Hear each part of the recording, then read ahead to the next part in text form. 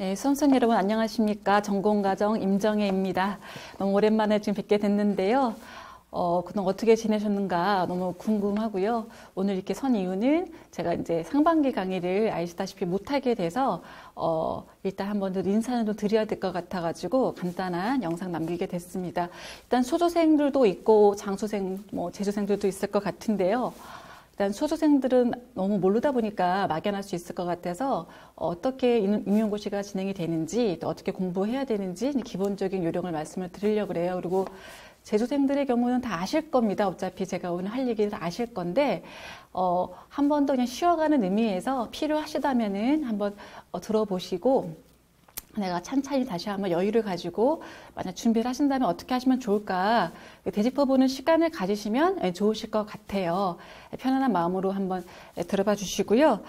일단 제가 상반기 강의를 못하다 보니까 1년 강의가 어떻게 진행되는지 좀 궁금해 하실 수도 있을 것 같은데요. 제가 카페나 이제 공지를 많이 올려놨는데 일단은 저희가 심화이론 강의는 진행을 못하고 7월부터는 문제풀이 강의를 진행을 할 겁니다. 그래서 이제 7, 8월 문제풀이, 9, 10월 이제 모의고사 진행이 되는데 작년이랑 다르게 올해는 실전 모의고사를 한번 넣었어요. 시험 보기 직전에 한번 실전 같은 느낌으로 실제 답안지를 갖고 작성하는 이제 그런 프로그램도 하나 만들어 놨습니다. 일단은 심화이론을 작년 걸로 이렇게 올려놨다 보니까 작년 강의 들으시면서 궁금하거나 좀 이런 것들도 많이 있으실 것 같아요. 그런 것들은 모아서 중간에 한번 강의를 만들어 드릴 이제 예정인데요. 일단 보충 강의 일정을 말씀을 드리자면은 아직도 제가 기출문제 해설을 못 올렸죠. 너무나도 궁금해가지고 지금 좀 답답해 하실 만한 학생분들도 많이 계실 것 같습니다. 너무 죄송하고요. 일단 기출문제 해설은 그래서 좀 빠른 시간에 올려드렸어야 되는데 제가 사정이 여의치 않다 보니까 3월 달에 제가 최소 3월 달 말에 그 업로드가 될 수 있도록 준비를 할 예정이고요. 그리고 2015년부터 개정됐던 내용들이 좀 있었지요. 그래서 2015 한국인 영양 섭취 기준 제가 카페에다 자료는 올려놨는데 그거에 대한 간단한 해설 정도를 저희가 3월 달에 진행할 예정입니다. 그리고 4월 달에는 이제 마찬가지로 2015 개정 교육과정이 발표가 됐지요. 중등 같은 경우는 2018년도부터 시행이 되기 때문에 올해 이것이 반영이 될까 임용고시에 많은 이제 고민이 좀 되어지는 부분들이 있습니다.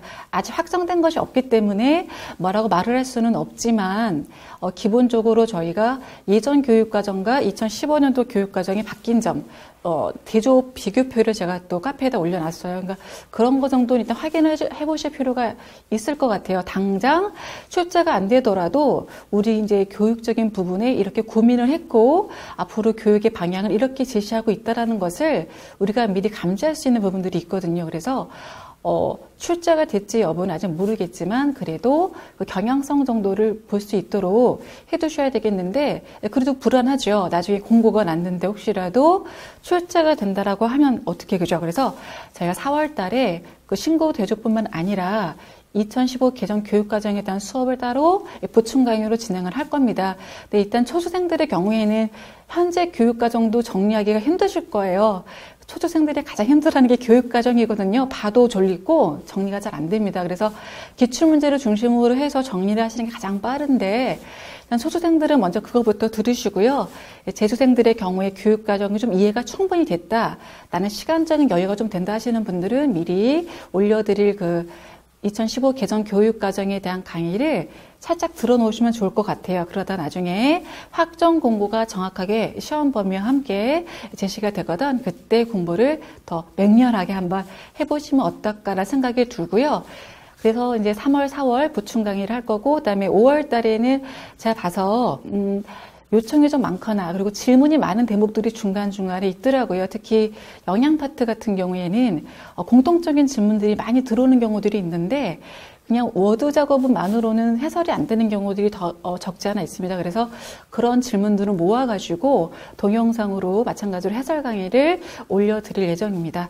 그러니까 혹시 이제 저는 그 말로 좀 설명을 들었으면 좋겠습니다. 워드로는 좀 이해가 안 돼요. 그런 것들이 있으면 적극적으로 5월 달에 그 진행이 될 해설 강의에 좀 넣어주세요라고 요청해 주시면은 카페나 티지스파의 질문 게시판을 통해서 남겨주시면 그때 속 시원하게 해설을 다시 한번 해드릴 수 있도록 진행을 하겠습니다.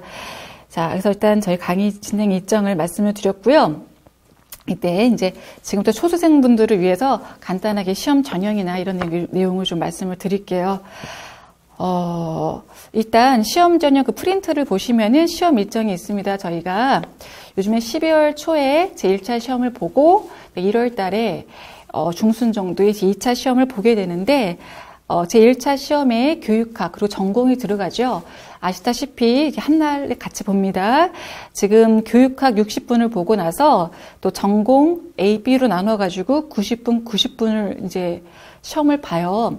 상당히 긴 시간입니다. 저희가 오전부터 와서 2시 20분까지 초집중을 해서 시험을 보기 때문에 공부를 할 때부터 이 타이밍을 맞춰서 공부하시는 연습을 하는 것도 도움이 될 것 같아요. 예를 들어서 나는 공부할 때 60분 공부하고 쉬었다 이러신 분들 계실 수 있는데 그것보다는 최소 90분 정도는 공부를 하고 쉰다든지 좀 더 자신감 있으시면 한 120분 하고 쉰다든지 이렇게 해주시면서 내가 이 시간 동안을 견딜 수 있는지 없는지 연습을 해나가시는 게 필요한데요. 처음부터 당장 안 되겠죠. 이 60분 앉아있는 게 곤욕입니다. 그리고 앉아있어도 머릿속에 하나도 안 들어와요. 그런데 그 시간을 참는 부분이 이제 또 훈련이 돼야 되거든요.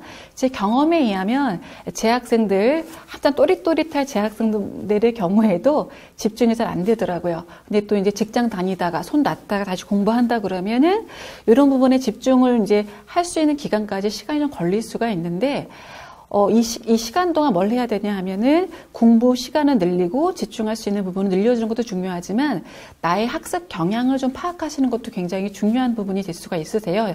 그 부분을 좀 이따가 뒤에 다시 한번 설명을 드리도록 하겠고요. 그 다음에 제 2차 시험을 보죠. 일단은 제 1차 시험에 대해서는 이제 합격 정원보다 1.5배를 선발을 할 겁니다. 이제 1.5배를 선발하고 나서 다시 2차 시험을 볼 건데, 자, 이틀로 나눠서 진행을 하죠. 하루는 수업 실현, 그 다음날 이제 면접을 또 진행을 하게 돼요. 그러니까 이틀 동안 강행군으로 하는 거니까 사실은 체력도 체력이고 정신적인 면에서도 강한 멘탈이 정말 많이 필요하거든요. 그래서 체력적인 거 한 12월이나 11월쯤 되면 이렇게 떨어지시는 분들 굉장히 많이 있으세요. 특히 나는 1월 달부터 달렸다 이런 분들은 정말 체력이 막 쭉쭉 빠져나가는 경우들이 있거든요. 그러니까 한 가을 되기 전부터 여름부터 보신탕도 좀 많이 드시고 영양 강화를 많이 좀 하실 필요가 있다라는 거 이렇게 말씀을 드리고요.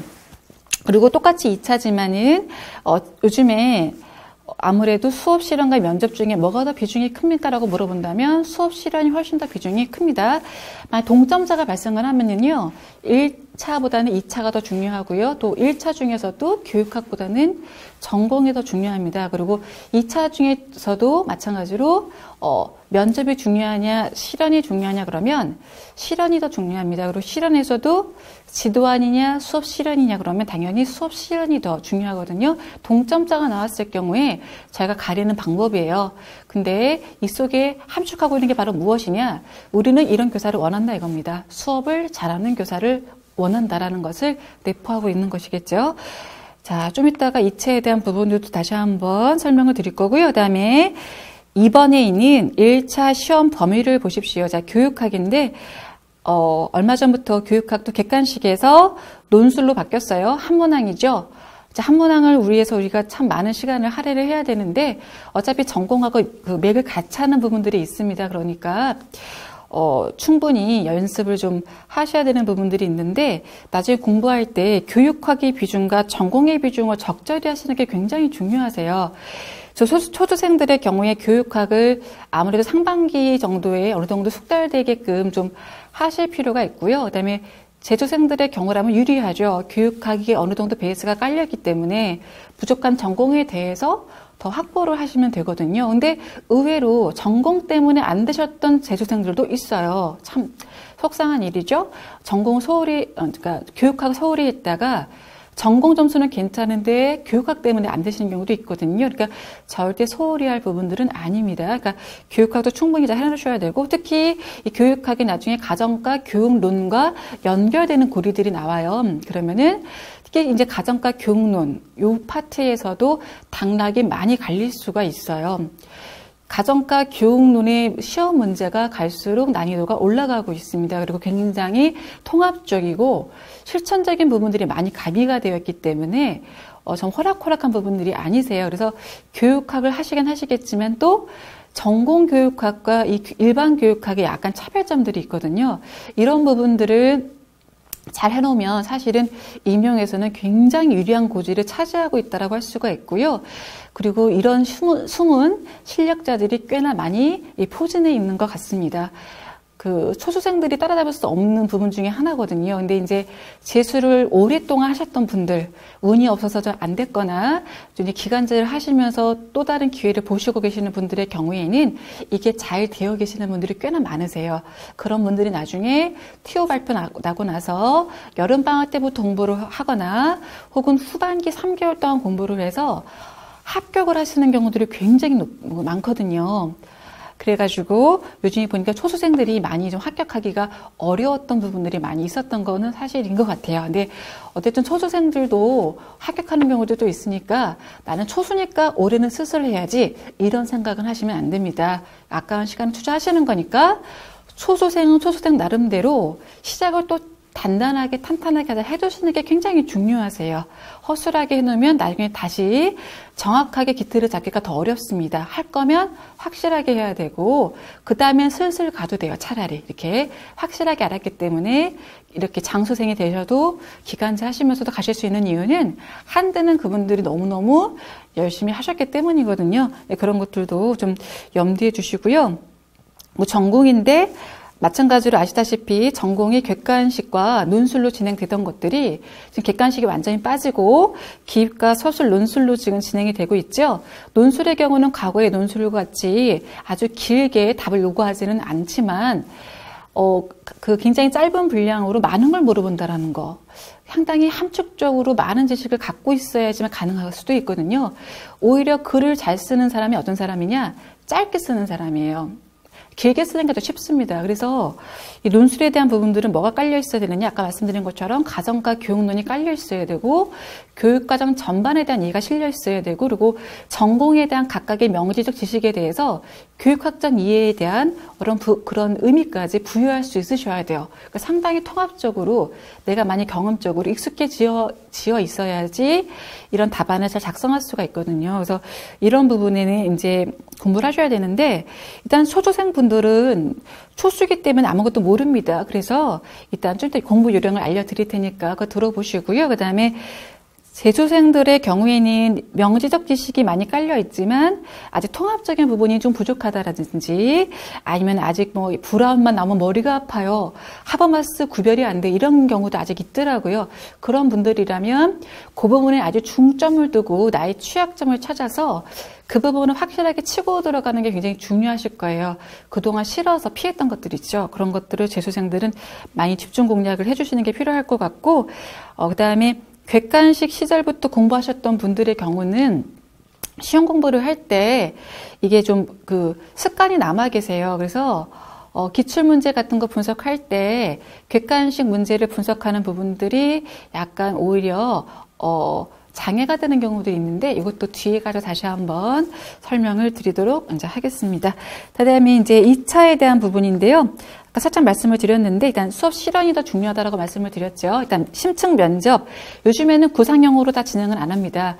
구상형 미리 10분 전에 10분 전이 아니라 10분 동안 내가 문제를 받고 충분히 구상을 한 다음에 면접관 앞에 가서 대답을 하는 양상이었었지만 지금은 그렇게 전부 하지 않죠. 반은 구상형이지만 반은 그 앞에서 면접관이 즉답형으로 질문을 던집니다. 그래서 면접도 옛날보다는 준비를 상당히 많이 하셔야 돼요. 그리고 옛날 기출문제 갖고 공부하는 거 부족합니다. 최신 자료로 탄탄하게 공부를 해야 되고 어느 날 갑자기 되는 게 아니기 때문에 미리미리 준비를 하셔야 돼요. 그 부분에 대해서 마찬가지로 조금 이따 말씀을 드릴 거고요. 그 다음에 수업 실현인데 일단은 지도안보단 실현이 중요하다고 말씀을 드렸지요. 지금 경기도, 광주 지도안 없어진 지 오래됐고요. 또 경기도 같은 경우 실험만 하는 게 아니라 실험 끝난 다음에 질문까지 던져요. 경기도를 준비하시는 분들이라면 굉장히 많은 준비를 정말 하셔야 됩니다. 그리고 면접의 경우에도 경기도의 경우는 구상형, 즉답형으로 끝나는 게 아니라 질의형이라는 하나의 질문이 또 들어가는 게 뭐냐 하면은 자기 성장 소개서라는 걸 쓰게 되어 있어요. 1차를 합격을 하면 자기 성장 소개서를 쓰게 되는데 그 이제 형식을 한번 넣어봤습니다. 경기도로 들어가실 분들에게 직접적으로 필요하긴 한데요. 제가 봤을 때는 꼭 경기도 지역이 아니어도 임용고시를 준비하는 분들이라면 미리 고민을 좀 하고 내가 공부를 시작을 해도 상당히 좋겠다라는 생각이 좀 드는 부분들이 있어서 입으로 좀 자료를 넣었습니다. 보시면 이제 교직관에 대한 부분들이 나오는데 나는 예비교사지만 나의 교직관과 교육 철학을 정립하는 데 있어서 어떤 책을 봤더니 좀 도움이 됐었다. 그 이유는 뭐냐? 이런 걸 쓰라는 거예요. 그러니까 미리미리 준비가 되어 있지 않으면 갑자기 나오기가 좀 어려운 부분들이 있죠. 그리고 상당히 중요한 겁니다. 내가 교사가 돼도 임용 이후에 20년차 교사가 될 때까지 나의 계획을 세워보라는 거예요. 그러니까 교사가 되면 대부분 자기 개발을 굉장히 소홀히 하시죠. 지금은 그렇게 하시면 상당히 힘듭니다. 자기 스스로도 좀 지치고요. 그리고 학생들이 지도하는 부분에 한계를 많이 느끼실 수가 있어요. 그래서 교사들도 때로는 안식년제 같은 걸 도입하면 어떨까라는 생각 참 많이 하는데 그래서 내가 교사가 되더라도 자기 개발을 위해서 어떤 목표를 가질 것인지에 대한 목록을 작성하는 부분 굉장히 중요할 수 있고요. 거꾸로 이제 아직 교사가 안 됐지만 선생님들, 우리 예비교사 선생님들 또한 임용고시를 준비할 동안 내가 어떻게 공부할 것이냐 뭐 이런 것들 또 좀 오래 공부하시게 된 분들이 있으시죠? 본의 아니게 기간제를 계속 하신다든지 상당히 불안하실 수 있는 분들인데 그런 분들의 경우에 특히 내가 임용고시를 보는 이런 과정 속에서 어떻게 계획을 잡아서 내가 이제 인생 전반을 설계할 것이냐 이런 인생 전반에 대한 미리 구상을 좀 해보는 것들도 자신의 불안감을 좀 이제 없애는 부분에 굉장히 중요한 부분이 될 수 있겠다는 생각이 듭니다. 경기 혁신 교육의 이해인데 경기 교육이 풀어야 할 혁신 과제를 밝히라 그랬죠. 이게 쉽게 알아지는 게 아니겠죠. 자, 도교육청 사이트나 교육신문을 활용하시는 게 도움이 많이 됩니다. 그래서 각자 나는 이 지역을 가고 싶어 이런 게 미리 있으실 수가 있어요. 그러면은 해당 교육청을 수시로 들어가서 그 도교육청에서 주로 말하고 있는 게 뭐냐, 핵심 사업이 뭐냐 이런 것들을 자꾸 봐두시는 게 도움이 많이 됩니다. 그래서 좀 또 이제 시간 할애를 많이 하지는 마세요. 이런 얘기할 때 이제 부담이 되는 게 말씀을 드리면 막 실천을 열심히 하신단 말입니다. 근데 강약을 좀 주실 필요가 있어요.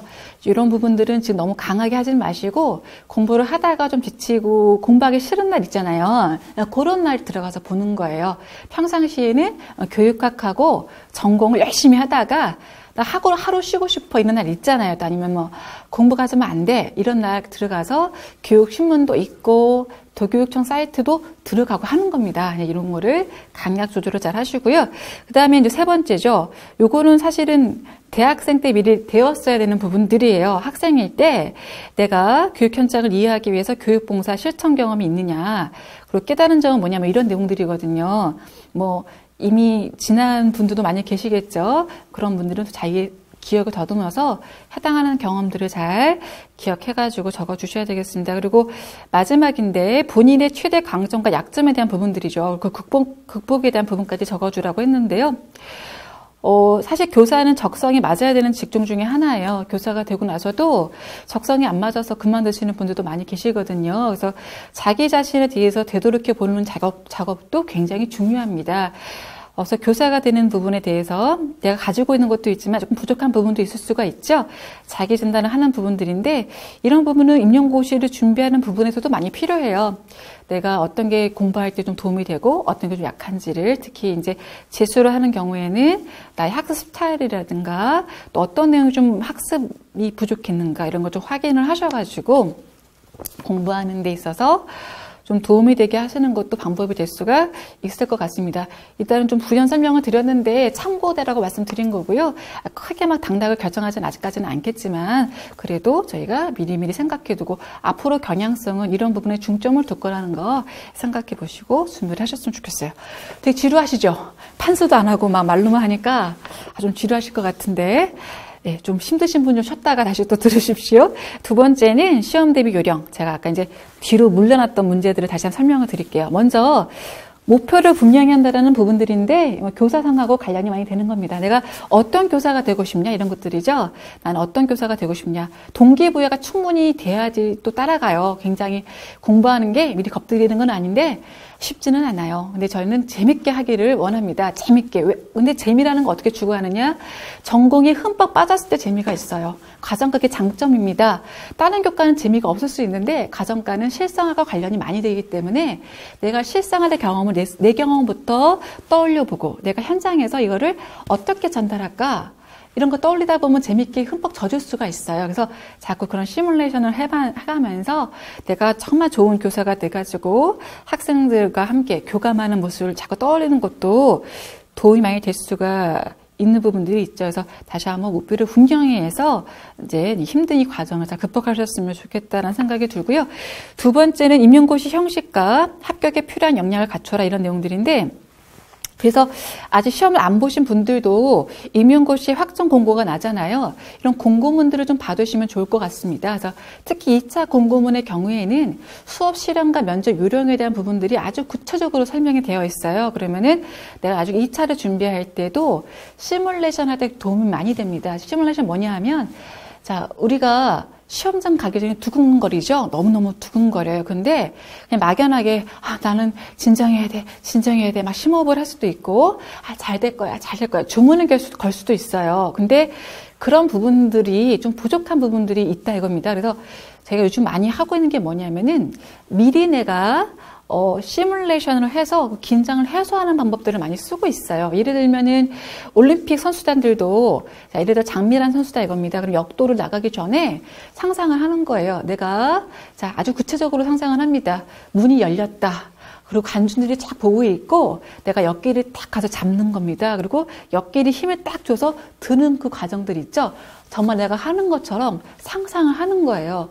근데 상상만으로도 근력이 발달한다 이런 연구 보고서들이 많이 있거든요. 그리고 실제 상황에 갔을 때 내가 연습했던 그대로 재현할 수 있는 가능성이 높아진다라는 거죠. 그래서 저희가 시험장에 갈 때 1차 두근거린다.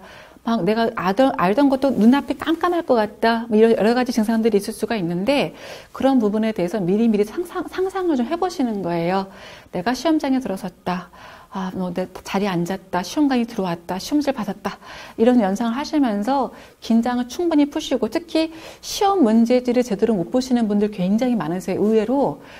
많으신데 특히 서술과 논술의 경우에는 문제 해석을 잘못하면 끝장나요. 근데 기입도 마찬가지죠. 근데 제 객관형보다 요 기입, 서술, 논술이 더 심한 것 같아요. 가만히 보니까. 그래서 요건 이제 마음에서 성격이 급하다든가 긴장이 돼서라든가 여러 가지 요인들이 있을 수가 있습니다. 문제풀이 연습을 많이 하셔야 되는 이유 중에 하나가 이거예요. 습관적으로 반복하고 있는 실수들이 나와요. 그러면은 자꾸 빨리 달리려고 하지 마시고 잠깐 멈춰가는 것도 굉장히 중요해요. 빨리 뛰다가 넘어지는 것보다는 잠시 쉬어서 내가 왜 그럴까 진단을 한 다음에 천천히 걸어가는 게 더 빠르거든요. 그래서 내가 문제지를 잘못 읽고 읽는 사람들, 자꾸 틀리게 읽는 사람들, 빠지게 쓰는 사람들은 그런 부분에 침착하게 다시 상상하고 연습하고 쓰는 연습을 좀 하실 필요가 있고요. 특히 2차 같은 경우는 더 그렇죠. 아까 얘기했듯이 그 확정 공고문에 나와 있는 그 설명들이 있어요. 단계별로 쫙. 그거를 상상하시면서 내가 실제 시험장에서 연습하는 것처럼 그런 연습을 해주시면 도움이 되실 것 같아요.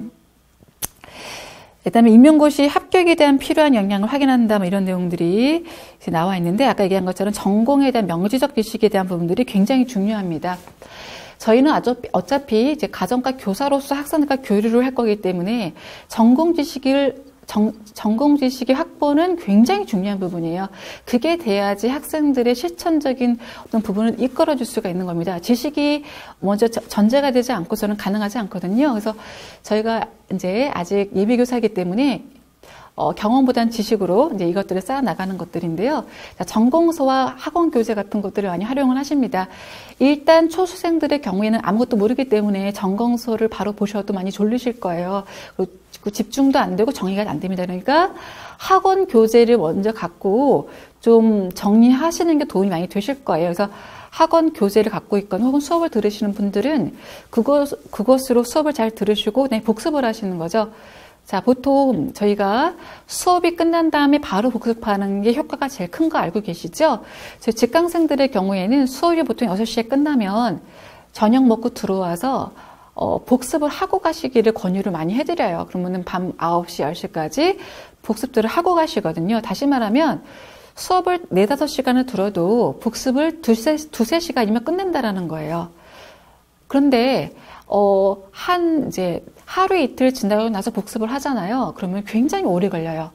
하루가 걸리고 이틀이 걸리고 막 이러거든요. 그래서 되도록이면 복습은 빨리 해주시고요. 그리고 복습할 때는 교재 갖고 복습한 다음에 해당되는 전공서를 읽어주시는 겁니다. 근데 이제 전공서도 강약이 있어요. 전체를 교과서처럼 다 읽어야 되는 전공서가 있고요. 그것보다는 부분 읽어야 되는 전공서가 있어요.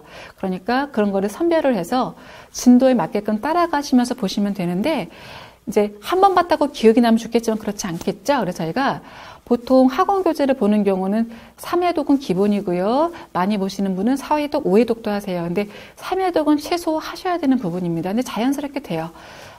쉽게 될 수가 있고요.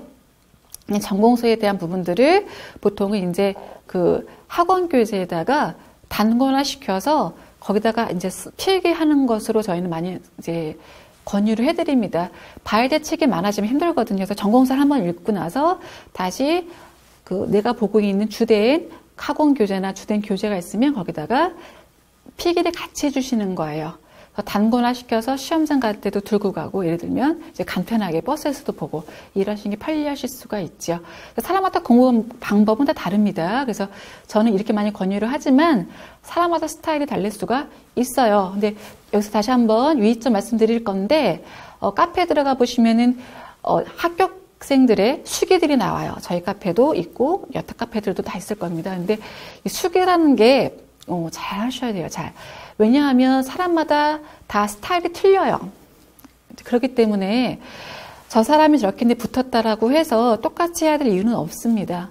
그렇게 하실 이유는 없는데 아무것도 모르기 때문에 필요할 수 있죠. 그리고 때로는 합격이 잘 안 되니까 난 무슨 문제가 있을까 진단하기 위해서 볼 수도 있어요. 근데 다 참고 자료일 뿐이지 내 것으로 다시 만드셔야 돼요.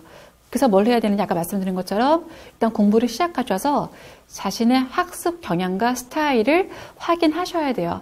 나는 야간형 인간이냐 아니면 이제 아침형 인간이냐 이런 것부터 시작을 해서 나는 잠은 충분히 자야 되는 인간이냐 아니면은 잠은 좀 부족해도 오래 앉아 있어야 되는 스타일이냐 이런 것도 여러 가지가 있거든요. 그건 나만 알아요. 그리고 공부를 시작하기 전에는 알 수가 없어요. 공부를 시작하면서 알아가는 겁니다. 시행착오도 해가면서 알아가는 건데, 만약 3월 달부터 공부를 시작하셨다라고 하게 되면은 5월 정도 내가 파악이 되잖아요. 아주 성공적인 거예요. 근데 2개월 정도 열심히 하시면 대부분 감이라도 옵니다. 이렇게 공부하면 되겠구나. 그래서 수기라는 것은 이제 참고만 하시면 되는데, 또 그런 것도 있어요. 수기를 올리시는 분들의 경우는 나의 공부 방법이 자신감이 좀 있으신 분들이거든요. 다시 말하면 좀 정형화된 공부를 하신 분들이 많이 올리세요. 근데 합격자 중에는 정형화된 그런 룰을 가지고 공부하지 않은 분들도 굉장히 많거든요. 그런 분들은 수기 좀 부탁을 하는 경우도 있는데 못 쓰겠대요. 나 정말 공부를 그냥 막 해가지고요. 못 올리겠어요. 이렇게 얘기하거든요. 그런데 보통 쓰시는 분들은 어느 정도 룰을 가졌던 분들이라는 거죠. 그러면 사람마다 성향이 있습니다. 룰을 가져야지 공부가 잘 되는 사람. 그게 아니라 내가 막 집중될 때 한다든지 필을 가지고 한다든지 막 성향이 많이 다르거든요. 그래서 꼭 저렇게 해야 된다는 것은 아닌데 또 궁금하니까 또 배울 점이 있으니까 내가 참고하겠다 이런 마음으로 하시고, 내 것은 내가 만든다라는 마음을 갖고 하셔야 돼요. 그러려면 무엇보다도 아주 열심히 하셔야 돼요. 그건 염두에 두시고, 그다음에 기출문제인데 요것도 할 얘기가 참 많아요. 기출문제 분석을 제가 원래는 안 찍었습니다. 기출문제 분석을 따로 찍지 않았다가 작년에 처음으로 찍었어요. 요구가 너무 많아서. 근데 원래는 심화이론 중간중간에 또 하죠. 제가 기출 분석은. 자, 이유가 있어요. 자, 기출 문제를 분석하는 이유를 알고 분석을 해야 됩니다. 분석을 남들이 한다니까, 합격생들이 한다니까 해야 되는 코스인 것처럼 생각을 해서 안 하면 불안하고 조급해요. 그래서 하시는 경우도 굉장히 많거든요. 근데 그게 통과 의뢰는 아니에요. 자, 왜 해야 되는지 목적과 이유를 분명히 아시고 하셔야지 겁이 안 나요.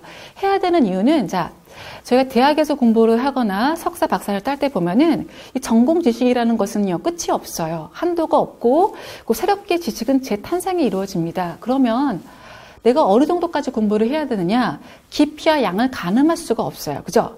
근데 그걸 내가 석박사 논문을 쓰는 것처럼 공부를 한다면 너무 시간이 많이 걸리겠죠? 그래서는 안 된다고 합니다. 그래서 우리는 무슨 시험을 보든지 간에 그 시험에서 출제하는 어떤 양과 깊이, 범위를 확인하실 필요가 있어요. 아, 이 정도 수준으로 출제를 하는구나. 이걸 보려고 한다라는 거죠. 그래서 저희가 분석을 하는데, 자, 과거의 문제부터 현재 문제까지 비교를 해보다 보면은 또 현재의 문제들이 진일보하고 발전하는 측면들이 있어요. 과거의 서술형 문제와 최근의 서술형 문제는 양상 자체가 틀립니다. 밀도감도 틀리고요. 그 통합적이에요, 굉장히. 그래서 저희가 좀 이제 심혈을 기울여서 봐야 되는 부분들 있는데, 일단 저희가 그래서 어떻게 봐야 되느냐, 기출문제를 볼 때는, 뭐가 나왔나, 그 키워드 보는 거. 아, 뭐, 비만 지수가 나왔네. 아, 이게 나왔다. 나왔으니까 중요하니까 나왔겠죠? 아, 중요한 내용들이네. 자, 재출제 될까요? 안 될까요? 모르는 일입니다. 그리고 워낙 기출문제가 많이 쌓여있기 때문에 기출이 됐더라도 재출제 가능성 충분히 있으니까 일단 기출됐던 것은 확실하게 알고 가셔야 돼요. 자, 그 다음에 저희가 그 기출됐던 것을 다 분석을 하시는 부분에 있어서 객관식을 하셨던 분들이 약간 이제 잘 보셔야 될 것들이 있는데, 객관식 시절에 공부를 했다든지 아니면 객관식 시절의 문제를 분석하고 계시는 분들의 경우에 1, 2, 3, 4, 5번의 지문들이 깨알같이 굉장히 디테일하죠. 객관식 시절에 보면은 엄청 사이드를 많이 끌고 왔어요. 왜냐하면 그렇게 해서 변별을 만들어내는 것들이 있었고, 또 아주 사이드, 못 보던 이상한 내용을 끌어다 써도, 뭐 이상한 건 아니겠죠. 원래 있는 내용들이지만 출제가 잘 안 되던 그런 깊이 있는 영역을 출제를 하더라도 객관식의 특성상 나의 추론 능력을 가지고 문제를 풀 수가 있었어요. 그래서 그렇게 내는 거거든요. 근데, 질문을 하는 양상을 보면은 객관식에 틀린 지문들 있잖아요. 1번 지문이 틀렸잖아요. 그러면은 틀린 지문에 대한 이유까지만 알면 됐는데, 그럼 이게 맞는다면 이게 뭐가 되느냐. 이걸 분석하시는 경우들이 있어요. 근데 그 틀린 지문을 맞게 바꿔놨을 때 의미가 있는 경우도 있지만 전혀 의미가 없는 경우들이 있거든요. 근데 거기 집착을 하세요. 그럼 굉장히 골치가 아파집니다. 자, 의미 없는 객관식 문장들에 대해서는 가감하게 지우고 가도 돼요. 이게 왜 틀렸냐? 이유만 알고 가면 됩니다. 자, 그렇게 정리를 간단하게 해 주시면서 보시고, 그리고 아무래도 직결되는 것은 이제 2014, 2015, 이제 2계전도에 대해서는 굉장히 집중해서 보셔야겠죠. 문제 형식, 문제에 대한 적응을 위해서 봐야 되는 부분들이 있습니다. 그 부분들에 대해서는 아까 말씀드린 것처럼 문제를 오해할 소지, 곡해할 소지가 상당히 많이 있기 때문에 문제를 쪼개가면서 정확하게 분석해서 읽어 들어가는 연습, 이제 이것들이 굉장히 중요한 관건들이 될 수가 있다라는 거죠. 그래서 일단은 출제가 됐던 거 키워드 파악하시고, 그 다음에 최근에 와서서는 어떤 것들을 어떻게 요리해서 어떻게 통합적으로 출제하고 있는지 그런 것들에 대해서 이제 대처를 하시고 내가 나중에 그걸 쓰는 연습을 하셔야 돼요. 근데 옛날 수험생 분들보다 요즘 수험생 분들은 쓰는 부분이 상당히 탁월하세요. 그렇게 쓰는 부분에 대한 그 자체 때문에 걱정이 됐던 경우들은 그닥 없었습니다. 그러니까 걱정하지 마시고 일단 전공 지식부터 충분히 쌓으신 다음에 시험 앞두고 한 3개월 전부터 쓰기 연습을 하셔도 아무 지장이 없으니까 걱정하지 마시고 준비를 하시면 되겠습니다. 그 다음에 네 번째죠. 학습 계획을 세워라. 아까 얘기한 것처럼 자신의 학습 스타일, 강점, 약점을 파악하신 다음에 그거에 대한 계획을 세우시는 거예요. 그리고 실천하시는 건데, 아까도 잠깐 말씀드렸지만 1월 달부터 열심히 달렸거나 3월 달부터 열심히 달리다 보면 나중에 하반기 가서 멘탈이 많이 붕괴되고 뭐 체력이 떨어지는 경우도 있는데, 그게 시점이 원서철이에요. 아무래도. 근데 원서철부터 흔들리는 케이스가 많은데 그때 멘탈이 정말 중요하더라고요. 너무너무 잘하고 열심히 해도 그때부터 체력이 떨어지든 멘탈이 좀 불안하던 했을 때 약간 하얀 곡선을 타잖아요. 그러면 여기 다시 치고 올라오는데 시간이 좀 걸리거든요. 근데 다시 치고 올라올 수 있어요. 너무 걱정하지 마시고 좀 아래로 내려가더라도 아, 내가 약간 힘들었구나 생각하시고 인정하시는 거죠. 아, 내가 너무 무리해서 달렸어. 그리고 잠깐 쉬는 겁니다. 맛있는 것도 먹고. 근데 어떤 분들은 쑤셔 넣어요. 나는 안 아파. 괜찮아. 참아. 해가지고 막 눌러놓는 거예요. 그럼 나중에 몸이 반응해요. 빵빵 터져요. 막 어떤 분은 탈모가 막 이렇게 나거나 막 두드리기가 나거나 소화불량이 걸리거나 그러거든요. 몸이 정직하더라고요. 그러니까 절대 내 몸이 안 좋거나 정신이 뭔가 힘들거나 그러면은 방치하시는 건 절대 안 돼요. 그걸 합격한 이후에 내가 해결하겠다 하시면 안 되고요. 이 과정이 굉장히 중요합니다. 그래서 몸으로 드러나는 반응이나 정서상 정신적인 반응이 일어날 때 신체적인 거라면 휴식이라든가 병원 진료라든가 좋은 어떤 음식 이런 거 꼭 취해 주셔야 되고요.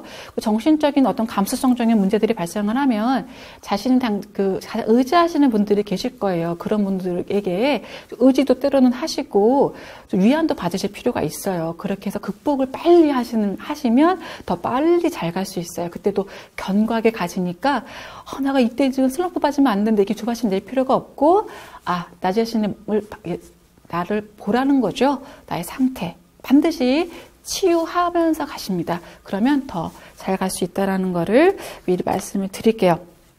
오랜만에 강의를 했더니 막 더듬거려, 그죠? 아유, 죄송합니다. 이제 마지막이에요. 자, 참고도서에 대한 내용들인데, 이제, 이따 보면은 계속 질문 들어오는 게 이 부분이거든요, 지금요. 그래서 제가 한번 좀 예전보다는 좀 자세하게 썼습니다. 전공 서적인데요. 자, 지금 보시면은, 영양과 건강에서 저희가 교과서처럼 쓰는 게 21세기 영양학이에요. 근데 이게 좀 어렵다 보니까 대학가에서 교수님들이 기초 영양학만 봐도 된다라는 말씀들을 많이 하신다라고 하시더라고요. 근데 이제 기초 영양학으로 아예 수업을 받았다라고 하게 되면은 가장 좋아요. 교수님이 갖다 첨삭을 해가지고 알아서 진행하시기 때문에 임용고시 볼 때 아무 지장이 없습니다. 근데 이제 졸업한 지 좀 되셨거나 영양학을 처음 공부하시거나 이런 분들도 계시겠죠? 그런 분들은 기초 영양학을 좀 보시고요. 저는 뭘 봤냐고 주되게 물어보시더라고요. 워낙 지금 책들이 많이 좋아요. 정말 너무 좋아서 저도 서점에 가면 다 사고 싶은데 아끼느라 막 골라요, 이제. 근데 저는 수학사 거를 골라서 봤는데 괜찮더라고요. 근데 좋은 책은 사실은 뭐냐 하면은 내 눈에 들어오는 책이에요. 그래서 서점에 직접 가서 예를 들어 내가 탄수화물 대사가 잘 이해가 안 되잖아요. 그러면은 그 부분만 읽는 거예요. 근데 그 부분에 대해서 A, B, C, D 출판사가 있는데 D 출판사의 내용은 또 이해가 되는 경우가 있어요. A 출판사의 내용은 이해가 안 됐는데. 그럼 D 출판사가 나한테 좀 맞다 그 소리거든요. 가장 이해가 안 되는 대목을 가서 비교 대조를 한번 해보세요. 그러면은 나한테 맞는 책이 좀 찾아지는 그런 경우들이 있으니까 이렇게 보시고 기초 영양학만으로 좀 충분할 것 같아. 이것만으로 난 기출문제가 해결이 됐어. 그러시면 그것만 보셔도 요즘 같은 경우는 어느 정도 좀 소화가 되는 것도 있는 것 같아요. 그건 이제 21세기 옛날에는 전체 다 봤었는데 이해가 안 되는 부분을 이제 보완해서 보시는 것도 방법일 수 있을 것 같습니다. 공부에 왕도는 없으니까 이게 알아서 좀 조절해 가시면서 보시고요. 그리고 이제 생애주기 영양학 중에서는 이현숙 교수님, 이제 요거는 영양 교수님이세요. 교육과 교수님이 아니고 이 교수님 쓰신 게 있는데 최근에 여성 호르몬에 대해서 나온 문제가 있었는데 그 문제에 대한 도식들이 잘 안 나오거든요. 근데 이 책에는 그 도식이 있었어요. 그래서 추천을 해드린 겁니다. 그리고 가장 신간이고요. 자, 저희 뭘 모를 때에는 가장 신간을 고르시는 게 도움이 돼요. 최근에 가장 나왔던 거, 그리고 아무래도 좀 교원대 교수님 같은 분들이나 이렇게 좀 영향력이 있으신 분들이 저자진으로 들어간 교재를 고르시거나 아니면 현재 대학교에서 가장 많이 선택하고 있는 교재를 쓰는 게 가장 좋은 방법 중에 하나입니다. 자, 이거 외에도 식이요법이라든가 뭐 이런 것들도 있는데 식이요법 책이 가정과 내용으로는 그닥 제가 봤을 때는 이걸 딱 추천하겠다 이럴 만한 책들이 별로 없더라고요. 그래서 저는 임상식약 책을 임상 쪽의 책을 봐요. 근데 되게 어렵습니다. 그래서 그 책을 다 권유해드리거나 하지는 않아요. 근데 지금 나와 있는 건 방통대 식이요법 정도밖에 없거든요. 식이요법 어느 정도까지 난이도로 봐야 되는지 상당히 사실 힘든 문제입니다. 그래서 저희가 나는 굳이 전공서가 있어야 되겠어 라는 분들은 뭐 방통대 교재 정도를 권장을 해드리고요. 아니면 저희 그 교재 적정선을 제가 넣어놨어요. 그도 상당히 굉장히 많은 영역을 넣는 거거든요. 그 이상 나오지는 않을 거라고 생각이 들어요. 그래서 그 정도 선에서 이제 맥시멈으로 잡고 공부를 하시면 어떨까 그런 생각이 듭니다. 그 다음에 식품학 파트인데 사실 식품학이 더 어려워요. 영양학보다. 식품학이 꽤 난이도가 높은데 일단 저희가 그래서 식품학은 2권을 권합니다. 아주 쉬운 책, 그 다음에 좀 어려운 책. 그래서 좀 쉬운 책으로는 저희가 조리 원리나 조리 과학 책을 권하는데 제가 많이 본 책은 손종호 선생님 쓰신 거예요. 근데 쉬워요. 너무 쉬운데 또 의외로 너무 쉽지만 다른 책이 없는 것도 있더라고요. 근데 어쨌든 이제 처음 공부하시는 분들이라면 가장 쉬운 책을 갖고 접근을 하시고, 그다음에 두 번째 나와 있는 과학으로 풀어 쓴 이 책은 객관식 시절에 출제가 많이 됐었어요. 그리고 응용이 많이 되어 있거든요. 요즘 문제는 응용이 많이 되는 경우들이 있기 때문에 응용과 관련되어 있는 사례가 좀 많이 수록이 되어 있으면 도움이 많이 돼요. 그러니까 선생님들이 서점 가서 봤더니만 이 책이 아니어도 사례가 많이 설명된 책들이 있죠. 이런 사례에서 이런 식품학적인 원리가 적용됐습니다. 이런 사례가 많이 접목된 책들이 있으면 그런 책들을 보조 교재로 사용해 주시는 것도 방법이세요. 그 다음에 이제 식품위생 파트도 있는데 마찬가지로 식품위생 파트도 권장할 만한 전공서는 제가 특별히 없었습니다. 뭐 실업계 교과서를 좀 참고한다든지 뭐 그런 정도로 저희가 진행을 하고 있어서 또 마찬가지로 뭐 방통대나 실업계 교과서 만약 보시든지 아니면 교재에 수록된 정도, 그것도 꽤 많은 부분을 넣은 거거든요. 그래서 그거 정도를 좀 확인해 주시고, 식품의 저장과 가공 파트도 마찬가지예요. 시중에 그렇게 권장할 만한 교서가 없어서 보통 방통대에 권장해 드리고 있는데, 제가 교재에 넣어드린 것은 좀 더 전문적인 이제 가공과 있죠. 식품 가공과 책을 넣었어요. 식공책 되게 어렵습니다. 저희 전공서로 보기엔 적합하지 않아요. 그래서 적당한 수준으로 좀 짜맞춘 거니까 교재에 있는 것 좀 참고해 주시면서 들어가시면 돼요. 식하고 의는 장수생들한테는 유리하죠. 한번 터득을 하면 가장 쉬운 파트가 식하고 의예요. 근데 초수생들은 처음 봤기 때문에 식과 의가 제일 어려워요. 여기 상반기에 해결이 되시면 굉장히 좋습니다만, 뭐 60만큼 안 되니까 꾸준히 시험 보기 직전까지 이제 잘 정리하시면 돼요. 그 다음에 의생활이죠. 이제 의복 재료와 관련인데 피복 재료와 굉장히 저희가 이제 또 읽기 힘들어하는 책 중에 하나예요. 워낙 전문적인 내용들이 많이 있는데 이과 출신들은 좀 나아요. 영양이나 이런 피복 파트들을 봤을 때. 근데 이제 문과 출신 분들이 이런 게 좀 처음에 낯설어 하시더라고요. 근데 저희과가 어차피 난이도가 많이 높지 않기 때문에 문과 출신이라 하더라도 임용고시에서 원하는 수준 정도까지만 하시면 돼요. 근데 일단 피복 재료학은 교과서처럼 봐야 되는 책이 맞습니다. 굉장히 뭐 데이터적인 면들이 있죠. 그런 것들은 눈 띄엄띄엄 보셔도 돼요. 그다음에 새 의류 관리, 거의 이것도 교과서처럼 쓰는 책이에요. 세탁에 대한 부분들이 나와 있는데 세탁을 전문적으로 접근하잖아요. 진짜 어려워요. 너무 어려워서 임용고시가 최근에 2014년도 정도부터 이 과학적인 부분이 좀 접목돼서 출제가 되고 있거든요. 그래서 옛날부터 상당히 난이도가 많이 올라갔습니다만 세탁 전문으로 보는 책을 교과서처럼 쓰기가 어려워서 일단 새 의류 관리 정도의 책이면 난이도가 높지 않거든요. 그래서 요거 정도를 교과서처럼 보시고 여기서 이해가 안 되는 게 조금씩 나와요. 그러면 그런 것들만 부수적으로 세탁에 대한 전문적인 그 전공서를 참고하셔서 그 부분만 부분적으로 취하시고 가시는 게 편하실 거예요. 그다음에 의복과 환경책입니다. 요거는 이제 방통대 책이 아무래도 좀 많이 쓰인다 그래서 하나 올려놨는데 의복과 환경 어렵지 않아요. 처음 볼 때는 이제 인체 생리학이 좀 나오기 때문에 좀 어려울 수 있는데요.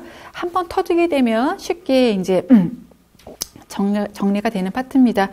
방통대 책 따로 없어도 제가 제 교재에 어느 정도 수록을 많이 해놔서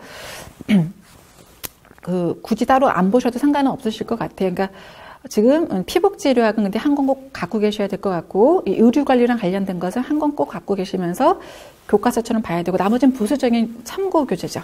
그 다음에 의복의 제작 및 선택입니다. 이제 복식 디자인인데 복식 디자인 자체뿐만 아니라 복식과 관련된 문화적인 것들이 있죠. 그 다음에 이런 이제 복식 문화와 관련돼서 나오는 내용들 중에서 뭐 패션 주기 이런 것들이 있죠. 요즘 패션 용어 이런 것들도 좀 출제가 올해 같은 경우 됐단 말입니다. 그래서 그런 것까지도 지금 많이 확장됐어요. 옛날 많이 안 나왔었거든요. 그래서 그런 부분을 광범위하게 봐줘야 되고, 그리고 마찬가지 처음 공부하시는 분들이 힘들어하는 영역이 의북이 입체 구성인데 또 책 되게 많아요. 정보서 되게 많은데 제가 봤을 때는 요 강순희 선생님 쓰신 거는 임용고시 난이도로 봤을 땐 무난할 것 같아서 실어드린 거예요. 근데 학교에서 내가 본 책이 있으면 그 책이 더 좋은 겁니다. 굳이 있는데 또 사시지 마시고요. 그리고 저희 교재에다가 많이 수록해 놨어요. 어느 정도까지 봐야 되는지 참고하셔서 보시면 되고요. 한 번 보면은 정리가 되니까 상반기까지 이런 것들이 이해가 안 되는 게 없게끔 소화를 다 하시고 가실 수 있도록 해 보셔야 되겠습니다. 그다음에 의상심리학 책은 제가 안 넣어놨는데 의상심리학이 좀 나왔었어요. 그래서 의상사회심리학 책 혹시 참고가 될, 근데 별로 책이 다 2개밖에 안 나와 있거든요. 참고 정도로만 읽고 넘어가셔도 될 것 같습니다. 저 교재 많이 실어놨으니까 참고해서 보시고 너무 이해가 안 되고 난해하다 그러면 전공서를 조금 더 보충해 보십시오. 그다음에 주생활이죠. 이 주생활은 정말 이거 넓게 보는 주거학인데 개정판이 나왔어요. 개정판은 정책까지도 개정되어 놨기 때문에 아예 책이 없으신 분들은 그 책을 사서 구입하시는 게 훨씬 편리하실 겁니다. 이거 완전 교과서예요. 교과서처럼 완전히 보셔야 되는 그런 책인데 되게 재미있고요. 그리고 하나하나의 사례들을 갖고 접목되어 있기 때문에 출제가 직접적으로 되는 부분도 굉장히 연관성이 높습니다. 꼭 보시고 넘어가실 수 있게끔 정리하시고요. 셰르케 교과서에 나와 있는 실내 디자인 같은 책들을 좀 참고를 하시는 것도 도움이 되세요. 소비생활, 자, 가정경영 파트가 많이 안 나오다가 최근에 알기 쉬운 가계 경제학에서 출제가 좀 많이 되고 있어요. 그래서 알기 쉬운 가계 경제학 부분 저희가 뽑아서 출제가 됐던 것들을 위주로 해서 꼭 보셔야 됩니다. 그리고 가정관리학 책인데 이 가정관리학은 출판사가 많을 거예요. 뭐 방통대부터 시작을 해서 굉장히 많은 출판사들이 있는데 개정가정관리학 있죠. 이거는 약간 기본서를 보셔야 돼요. 교과서처럼. 좀 근데 되게 읽기 힘들어요. 정말 읽기 싫고요. 너무 힘들거든요. 근데 그러신 분들은 저희 학원 교재를 먼저 읽은 다음에 복습용으로 읽고 보충하시는 게 편하실 겁니다. 저도 이과 출신인데 문과적인 걸 읽으면 되게 고통스러워요. 또 이과 출신도 거꾸로 막 소비 가족하라 하면 되게 졸리거든요. 그러면 그런 사람들은 매듭을 저어야 돼요. 이과 출신들은 막 공식처럼 좀 정리해주지 않으면 정리가 안 되거든요. 그러신 분들은 교재부터 놓고 껴 들어가는 게 훨씬 빠르실 수가 있으세요. 그다음에 소비자학인데 소비자 선택 이론 같은 내용들이 토론으로 배우는 소비자 의사 결정론에서 많이 나왔습니다. 근데 이게 전공서 잘 안 나오는 내용들이거든요. 그래서 이런 부분들 때문에 토론으로 배우는 이 책을 좀 또 이제 참고 도서로 넣었어요. 다 읽기보다는 그런 파트들을 위주로 보시고요. 그다음에 소비자 시장 환경 굉장히 두껍습니다. 이거 전체 읽을 수도 없고요. 이것도 필요한 부분만 보시면 좋은데 내용이 좋긴 좋아요. 나중에 현장 가셔도요. 교사가 됐을 때 학생들에게 소비자 문제와 관련을 해서 어떻게 해결해야 되느냐 이런 내용들을 얘기할 때 도움이 많이 되는 책이거든요. 그래서 한 권쯤 보유하고 계시면 좋을 만한 그런 책이라고 할 수가 있죠. 가족생활, 이제 아동발달의 이론입니다. 근데 아동발달의 이해도 있고 아동발달의 이론도 있거든요. 두 개가 유사해요. 가격 차밖에 안 나요. 이게 이론이 2,000원인가 싸더라고요. 그래서 올려놓은 것 뿐이니까 두 권 중에 아무거나 보셔도 되는데 아동발달 책은 인간발달도 있고 아동발달도 있고 막 그렇거든요. 일단 옛날에 인간발달 같은 경우에 좀 어려운 경우들이 많이 있어서 제가 아동발달의 이론을 읽어보시라고 올려드린 겁니다. 근데 나는 좀 참고도서로 읽고 싶다 그러면은 그 인간발달 좀 두꺼운 그런 책들을 참고로 하셔도 도움은 되실 수는 있는데요. 아동발달이 이론 정도만 보셔도 웬만한 이론 정리가 되실 거예요. 그다음에 또 부모 교육이 많이 강세죠. 부모 교육 책도 여러 가지 있지만 정호풍 교수님이 쓰셨던 책이 가장 적합하게 상담 기법들이 가미가 되어 있는 것 같아요. 굉장히 정리를 잘하셨더라고요. 부모 교육 이 책 정도는 한번 필요한 부분들을 보셔도 도움이 되실 것 같습니다. 그리고 가족학은 유영주 교수님이 쓴 가족학이라는 두꺼운 책도 있고요. 하드카바. 그거 말고 개정판 가족 관계학 책도 있는데 최근에 객관식 넘어오면서부터는 개정판 가족 관계학 책이 출제가 많이 됐어요. 그래서 이 책만 봐도 좀 정리가 됩니다. 그 유영주 교수님 쓰셨던 가족학 이거 있거든요. 하드카바 되게 내용이 좀 많고 어려워요. 그래서 보통 권장해드리지 않는데 마찬가지로 가족관계학을 읽다가 좀 갈증이 난다. 그러시면 참고로만 이렇게 빼어서 읽어주시는 것들이 필요하실 수가 있겠죠. 요즘도 건강가정론 많이 또 얘기가 되죠. 또 가족정책 이런 것들은 또 수시로 바뀌기 때문에 그 정책적인 것들은 나중에 시험 직전에 다시 한번 정리하는 그런 이제 부분들이 필요하실 거예요. 가정과 교육론입니다. 가정과 교육의 이론과 실제. 이현숙 교수님 책은 완전 고전이죠, 고전. 재수생들의 경우라면 이게 지금 체화가 되어 있어야 돼요. 그냥 이건 몸에 익혀 있어야 됩니다. 그러면서 가정과 교육론 부족한 부분은 좀 보충하신다든지 이렇게 들어가실 필요가 있겠고요. 초수생들의 경우에는 가정과 교육의 이론과 실제를 먼저 한번 읽어보실 필요가 있겠죠. 되게 쉬워요. 책은 두꺼운데 되게 읽기 쉽고요. 읽으면 바로바로 흡수가 되는 책이에요. 그래서 너무 겁먹지 마시고 그냥 수업 들으시면서 같이 병행가면서 읽어보시면 도움이 많이 돼요. 그 다음에 이것만으로 요즘에는 부족합니다. 그래서 최근 시험 문제 접근하시려면은 그 최전영 교수님 책을 좀 보셔야 되는데 가정과 교육론이라는 책이 있어요. 이 책 되게 잘 나왔어요. 여기서 우리가 시사하는 건 뭐냐면은 이현숙 교수님 책은 나온 지가 오래됐어요. 그러다 보니까 가정과 교육론의 영역이 좀 한정돼 있거든요. 근데 최전영 교수님 같은 경우는 최신 어떤 그런 논문들이 많이 들어가 있어요. 그래서 가정과 교육이 요즘 여기까지 지금 진행되고 있구나라는 걸 많이 볼 수가 있습니다. 그래서 최신 경향, 예전에는 일반 교육학에서만 썼던 그런 전공의 지식들이 흡수가 되어 있어요. 그러면 이 가정과 교육론 책에 들어있는 범주라면 임용고시에 출제될 수 있는 가능성이 있다는 소리이기 때문에 가정과 교육론의 범주를 잡는 거죠. 그래서 그런 의미를 갖고 공부를 하실 필요가 있고요. 그리고 가장 대세는 뭐냐면 지금 가정과 교육에서 그 실천적인 문제에 대한 부분들을 정리하는 거거든요. 이게 지금 최전영 교수님의 경우는 굉장히 컴팩트하게 아주 중요한 거 위주로 정리가 되게 잘 돼 있어요. 근데 읽었을 때 정리가 안 된다는 분들이 많아요. 좀 부족한 거죠. 이해가 충분하지 않은 거죠. 그런 경우에는 유태명 선생님이 쓰셨던 책들을 보는 게 필요한데 문제는 유태명 교수님 책이요. 되게 어려워요.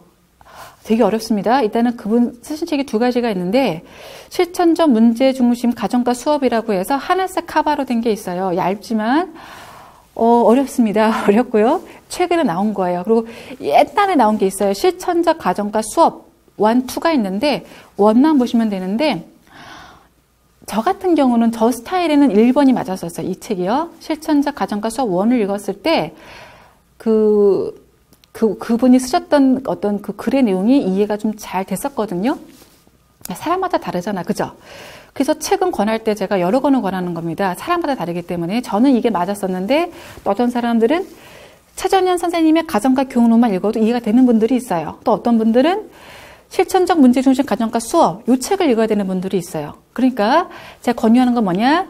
일단 가정과 교육의 이론과 실제는 교과서처럼 갖고 있어야 되고 필수 교재고 그다음에 가정과 교육론도 필수 교재인데 일단 이걸 읽어봐라 이거죠. 읽어보고 뭐 바빗, 하버마스 이런 게 충분히 이해가 됐다 이겁니다. 브라운 이런 게 이해가 됐어요. 그러면 또 다른 교재를 안 봐도 돼요. 근데 난 너무 이해가 안 된다 그러잖아요. 그러면 제가 지금 말씀드렸던 유태명 교수님의 두 가지 교재 중에 하나 정도를 선택해서 읽어줄 필요가 있을 수도 있어요. 근데 정말 읽어도 굉장히 힘든 책이거든요. 웬만하면은 가정과 교육론을 읽어서 소화가 되면 가장 좋을 것 같아요. 제 바람입니다.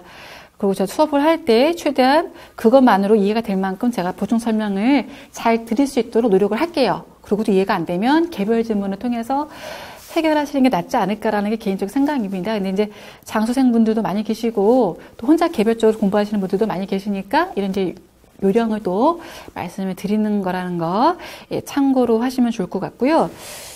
그 다음에 이제 신간이 하나 있어요. 최전영 교수님이 가정과 수업 방법과 수업 실현이라고 하는 신간을 내셨는데 책이 너무 좋더라고요. 어떤 면에서 좋냐 하면은 그 지도안 같은 게 많이 들어가 있어요. 그러니까 저희가 여러 가지 새롭게 도입되어 있는 뭐 PBL이라든가 이런 수업 모형들이 있잖아요. 근데 그런 게 접목되어 있는 여러 가지 그런 부분들이 실제와 접목이 돼서 경험적으로 많이 제시가 되다 보니까 도움이 되겠더라고요. 그래서 초수생들의 경우는 이것까지 볼 시간이 거의 안 될 거라고 생각이 듭니다. 근데 이제 재수생분들, 또 장수생분들, 또 혼자 공부하시는 분들, 그런 분들은 이제 이런 게 보실 만한 이제 또 되잖아요. 레벨이 되니까 한번 보시면서 기존에 갖고 있던 지식들을 조금 더 확장하고 보충하시는 부분에 있어서 도움이 되실 것 같아요.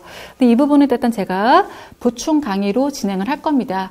그 4월 달에 2015 개정 교육과정을 한다라고 말씀드렸죠. 그거 말고 이것도 필요한 부분은 제가 자료를 만들고 그거에 대한 해설을 할 거니까 처음 공부하시는 분들, 어떡하지? 막 재수생들은 이 책을 볼 텐데 걱정하지 마시고요. 제가 보충 강의로 넣어 드릴 테니까 그거 정도를, 그 정도만 보시면 된다는 뜻을 넣어 드리는 거니까 그것만 보시고 정리하셔도 충분히 괜찮으실 거예요. 그리고 아까 말씀 못 드렸는데 그 보충 강의를 지금 영양 섭취 기준, 그다음에 개정 교육과정, 그리고 요 수업 실현책까지 해드릴 건데 요청이 좀 있었던 게 뭐냐 하면은, 요거를 지금 이제 심화 이론반의 혜택으로 넣다 보니까 이제 공부를 오래 하셨거나 이제 심야 강의를 못 들으시는 분들도 계시거든요. 또 예전에 공부 많이 하셨기 때문에 공부했던 책만 갖고도 공부가 되시는 분들 계세요. 굳이 강의를 안 들어도 되시는 분들. 근데 그런 분들은 또 개정된 내용에 대해서는 강의를 또 못 들으시니까 불안하시거든요. 그래서 그런 분들을 위해서 제가 개정된 내용들을 모은 이 보충 강의는 따로 별도로 판매를 하기로 했어요. 그러니까 나는 이 심야 강의 다 못 듣는데 어떡하지 이러신 분들은 걱정하지 마시고 그것만 따로 별도로 들으시면 돼요. 뭐 그렇게 참고로 하셔서 한번 보시고요. 네, 교과서입니다. 아무래도 처음 공부하시는 분들이 많이 이제 질문이 들어오시는데 어떤 출판사를 구입해야 되냐 뭐 이런 내용부터 들어와요. 일단은 교과서가 너무 많죠, 종류가. 그래서 이걸 다 일단 갖고 있으면 좋겠지만 다 갖고 있기가 어렵고 또 갖고 있어도 다 볼 수가 없어요. 그래서 몇 권은 좀 추천해 주세요 그랬는데 추천하는 근거는 뭐냐면은 현재 중고등학교에서 가장 많이 선택하는 교과서예요. 왜냐하면은 그게 아무래도 나중에 수업 실현 문제를 만들 때도 쓸 수가 있는 가능성이 있기 때문에 저희가 이제 그걸 권장을 해드리는 거거든요. 과거에는 아주 메이저급의 이제 출판사들이 있죠. 뭐 교학사라든가 금성, 옛날 같은 두산, 지금 두산 교과서가 안 나오는데 뭐 지학사, 천재 이런 교과서들이 많이 지금 선택이 됐던 교과서들이다 보니까 그런 교과서들을 많이 권장해 드렸었어요. 뭐 지금도 뭐 다를 건 없는데 좀 달라진 부분들이 옛날보다 천재 교과서 채택률이 굉장히 급증을 했어요. 천재 교과서가 1위를 쟁탈한 지가 오래됐거든요. 근데 지금 보시면 천재 교과서가 있고 천재 교육이 있어요. 천재에서는 교과서를 2권을 낸 거거든요. 그래서 지금 천재 교과서, 유태명 교수님 이름이 들어있는 천재 교과서가 아무래도 유태명 교수님 썼던 거다 보니까 이게 더 도움이 되지 않을까라는 생각이 들고요. 그리고 원교재사라고 있어요. 이거는 이제 기술 교육을 하시던 분이 쓴 책이거든요. 그러니까 그 출판사 자체가 원래 교재사예요. 기술 교구를 만들던 회사가 교과서를 만든 거예요. 이쪽이 기술 교과 쪽으로는 굉장한 열의를 갖고 있어요. 그래서 그런가 기술과 파트가 기가 막히게 서술이 잘 돼 있어요. 그래서 원교재사도 교과서 채택률이 상당히 증가했거든요. 올해 처음으로 이번에 처음으로 교과서를 발행했는데도 불구하고 선택률이 상당합니다. 그런데 내용을 봐도요. 내용이 좋아요. 선생님들이 나중에 교사가 됐을 때 기술과를 가르쳐야 되는 경우 혹시 발생을 한다라든가 할 수도 있겠지요. 아니면은 가정과 내용 중에서도 기술과랑 접목된 건축이라든가 이런 것들은 기술과 내용을 봐야 되는 것들도 있어요. 그런 게 있으면 원 교재사 교과서가 괜찮아요. 그러니까 이거 하나쯤 구비를 해서 나중에 또 기술과는 팔아먹지 마시고 기술과도 갖고 계세요. 한 권쯤은. 그래서 좀 봐두시고요. 그 다음에 삼양교과서가 지금 최전영 교수님 들어가 있는 교과서거든요. 이것도 좋다는 얘기들이 많이 있어요.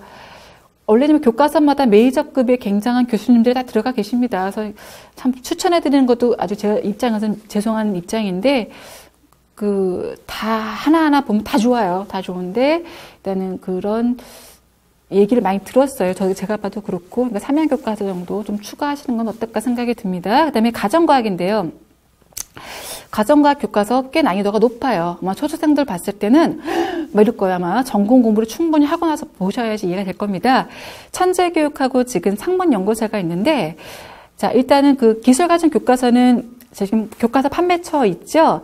KT북 들어가서 구매하시면 돼요. 근데 가정과학은, 자, 천재교육 사이트로 들어가서 살 수가 있고요. 상문연구사 요 가정과학 책은 원래 KT북에서 팔았었는데 현재 교과서가 없는 걸로 나와요. 만약 교과서가 계속 없으면은요. 그냥 상문사 사이트로 들어가세요. 상문 연구사 사이트가 아니라 상문사입니다. 상문사 사이트로 들어가셔서 가정과학 PDF 파일이 있어요. 차라리 그걸 내려받기를 하세요. 그리고 지도서까지도 있으니까 그 파일을 내려받아서 쓰시는 게 더 좋으실 겁니다. 교과서 자체가 없을 가능성 혹시 있으면 그렇게 구매를 해서 보시고요. 실학계 교과서는 어디까지 봐야 돼요? 라는 질문을 많이 받았는데요. 지금 올려놓은 것은 제가 봤을 때 이 정도까지 보면 될 것 같아요. 라는 뜻으로 올려놓은 겁니다. 근데 뭐 경우에 따라서는 다른 분들은 뭐 한국조리, 서양조리 뭐 여러 가지 더 보셨더라고요. 뭐 더 추가적으로 상당히 많은 걸 보시는 분들도 계시는데 개인 취향인 것 같아요. 취향. 제가 봤을 때는 만약에 전공서를 읽었는데 이해가 안 됐어. 그럴 때 보는 참고도서 아니면 좀 공부가 안 돼. 그럴 때 좀 환기용으로 읽어준다든지 그런 의미 정도가 있다라고 생각이 들어요. 일단 인간 발달과 식품과 영양은 수능에서 직업 영역으로 출제가 됩니다. 그래서 수능 문제를 참고해서 공부를 많이 하기도 하는데 문제가 재미있어요. 응용 문제로 나오기 때문에 상당히 재미있게 공부할 수가 있고 전공에 대한 부분도 정리가 좀 되죠. 근데 문제는 뭐냐면 실학계 교과서고 그다음에 이제 실학계 문제다 보니까 그런지 모르겠는데 저희 전공서의 입장으로 봤을 때는 오류가 좀 있어요. 그래서 문제를 풀다가 혹은 실학계 교과서를 보다가 우리가 공부했던 전공 지식하고 차이가 있잖아요. 그럼 과감하게 버리셔야 돼요. 그리고 애매하고 모르겠다 그러면 질문을 하시고 들어가셔야지 이걸 다 믿으시면 안 된다라는 위험성이 살짝 있습니다. 다 그런 건 아닌데 가끔 그런 문제들이 있을 수 있으니까 알고는 계시라고 말씀을 드리는 거예요. 처음 교과서 구매하시는 분들은 이렇게 참고해서 구매하시고요. 또 맹점이 있어요. 함정. 교과서를 이렇게 막 분석까지 보실 필요가 없어요. 자, 교과서를 봐야 되는 이유는 뭐냐면은 교육과정을 우리가 확인하기 위해서입니다. 자, 교육과정의 문제가 계속 출제가 되고 있죠. 특히 교육과정에서 내용체계는 굉장히 중요한 영역이 돼요. 어떤 전공의 내용의 명시적 지식을 학생들에게 수업을 할 거냐라는 부분을 이 교육의 가장 선두주자인 사람들이 모여서 내용 체계를 만들어낸 거죠. 얼마나 중요하겠어요. 그죠? 요즘같이 개정도 많이 되는 이 시기에 있어서 내용 체계를 분석해야 되는데 거기는 성취 기준과 같은 큰 타이틀밖에 안 나오잖아요. 그러면 이 부분을 교과서에서 어떻게 승화시켰는지를 보고 확인하는 거죠. 그럼으로 인해서 내가 내용 체계를 더 명확하게 하는 부분에 의미를 갖고 있다라고 보셔야 돼요. 그리고 단원명은 기본적으로 외우셔야 됩니다. 완전 달달달달 암기하셔야 돼요. 그러면서 또 더불어서 최신 경향 파악되는 거죠. 그죠? 요즘 교육 동향이 이렇구나. 학생들에게 이런 것들을 전달해주고 싶어 하는구나. 그러면서 더불어서 신조어들이 나와요. 과거의 교과서에 등장하지 않았거나 심지어는 아직 전공서에조차 출연하지 않은 신조어들은 교과서에 더 발빠르게 올라가 있어요. 그런 신조어들을 우리가 교과서를 통해서 확인을 한다는 거죠. 그래서 이제 그런 의미를 알고 봐야지 무의미하게 교과서 정리를 한다, 막 스터디를 짠다. 요 시간이 좀 많이 들고요.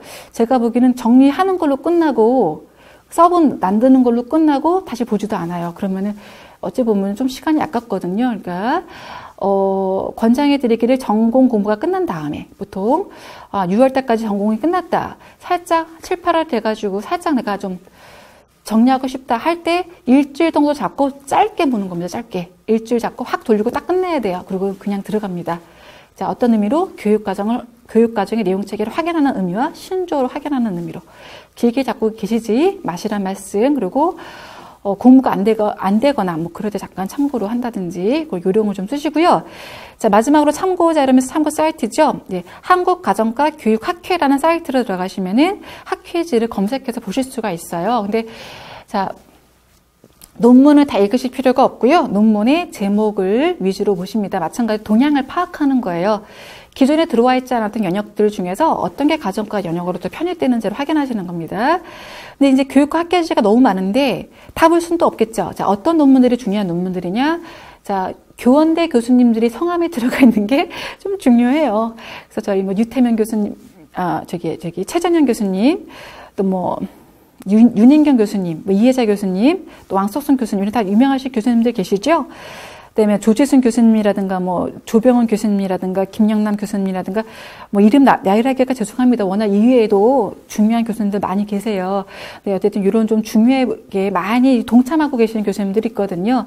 논문에도 많이 실리고 이런 분들이 그런 분들의 이름이 같이 들어가 있는 논문을 좀 보시면 도움이 더 많이 되겠죠. 그다음에 교원대학원 문제를 보는 건데 이것도 이제 옛날에는 만약에 2014년도 문제면은 2014년도 교원대 문제로 나온 다음에 바로 그해 임용고시로 연결되어서 연타로 출제가 되는 경우들이 계속 있었었어요. 그래서 저희가 가짜로 대학원 시험을 봐야 되나 막 그럴 정도로 좀 그랬었는데 요즘 그런 경향성은 많이 떨어졌어요. 그래서 막 그렇게 예전처럼 걱정하고 보시진 않으셔도 되는데 그냥 성향, 경향 파악하고 제목 정도 파악하시는 의미를 가지고 보시면 되겠습니다. 그리고 아까 얘기한 것처럼 수능 문제, 아까 말씀드렸죠. 그다음에 학과 임용 기출문제를 확인하는 경우들인데 의상과나 영양과 문제 정도 확인하는 건데 약간 연관성을 가지고 당해년도에 이어서 출제됐던 경우들이 의상과의 경우 있었습니다.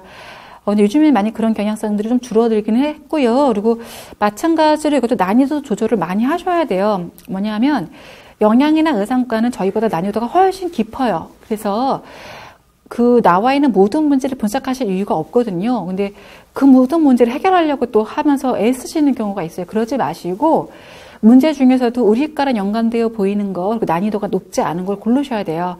그런 것만 좀 파악해서 몇 가지만 선별을 해서 보고 들어갈 필요가 있습니다. 네, 그 다음에 수시로 잠깐씩 들어가서 볼 수 있는 사이트들, 공부할 때 보시면 좋은 사이트들이 한국소비자원 사이트, 요즘에 소비자 문제가 많이 출제가 되죠. 이런 사례들이 많이 들어가 있고요. 그 다음에 소비자 교육에 대한 부분들은 전공서가 없어요. 거의 있어도 그다 도움이 안 되거든요. 그래서 소비자원 사이트에 들어가시면 소비자 교육에 대한 내용들이 관련 정보가 많아요. 이런 것들을 보실 때 많이 도움이 됩니다. 그래서 좀 가끔 들어가 보시고요. 그 다음에 국가교육과정정보센터는 이제 개정교육과정 같은 게 수록되어 있으니까 뭐 이런 거 자료 필요하실 때 들어가서 보시고, 그 다음에 각 시도교육청 사이트, 아까 말한 것처럼 내가 나중에 가고 싶은 지역에 있으면 그 교육청 사이트를 가끔 들어가서 거기서 말하고 있는 정책 같은 것들을 좀 확인하시면 도움이 될 수 있는 부분들이 있을 수가 있겠죠. 그래서 저희가 이렇게 한번 어떻게 공부를 해야 되는지 정리해 보시고 계획을 잡으시는 데 있어서 참고가 되실 수 있게 설명을 드렸습니다.